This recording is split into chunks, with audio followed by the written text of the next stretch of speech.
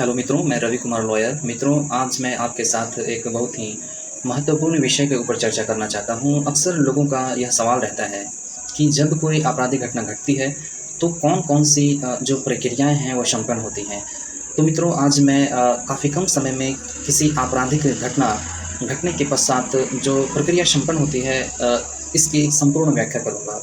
जब कोई घटना घटित होती है तो सीआरपीसी की धारा 154 के तहत सर्वप्रथम नज़दीकी थाने में एफआईआर दर्ज होती है। इसके बाद सीआरपीसी की धारा 157 के तहत जो इन्वेस्टिगेटिंग ऑफिसर होता है, पुलिस मामले की छानबीन करती है। अ, इसके बाद सीआरपीसी की धारा 161 के तहत जो विक्टिम व्यक्ति होता है, जिसके साथ घटना घटित होती है, उसका स्टेटमेंट रिकॉर्ड होता है।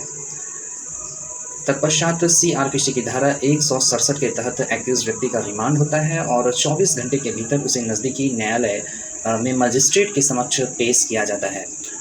इसके बाद सीआरपीसी की धारा 172 के तहत जो इन्वेस्टिगेटिंग ऑफिसर है, वह केस डायरी तैयार करता है और सीआरपीसी की धारा 173 के तहत वह नज़दीकी न्यायालय में अर्थात अपने जो न्यायालय है, उस न्यायालय में चार्जशीट पेश करता है।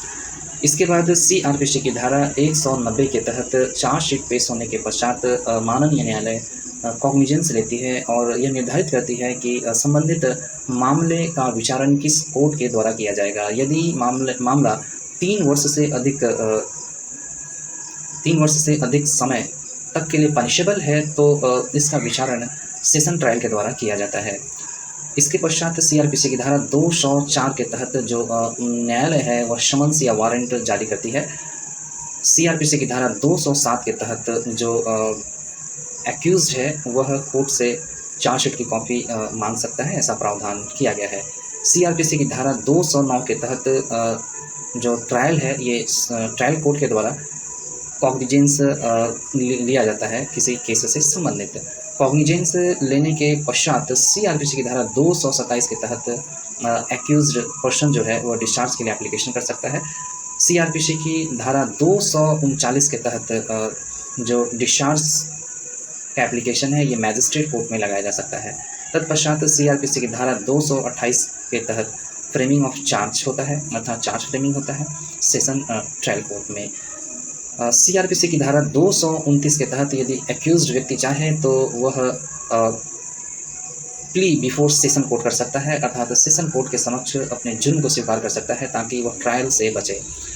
सीआरपीसी की धारा 231 के तहत बिगिनिंग ऑफ एविडेंस है, अर्थात गवाही की शुरुआत होती है सेशन कोर्ट में। सीआरपीसी की धारा 313 के तहत जो एक्यूज पर्सन है, उसका स्टेटमेंट रिकॉर्ड होता है। सीआरपीसी की धारा 233 के तहत डिफेंस एविडेंस बिगिन होता है और जो डिफेंस लॉयर है, यह अपने बचाव में एविडेंस पेश करता है।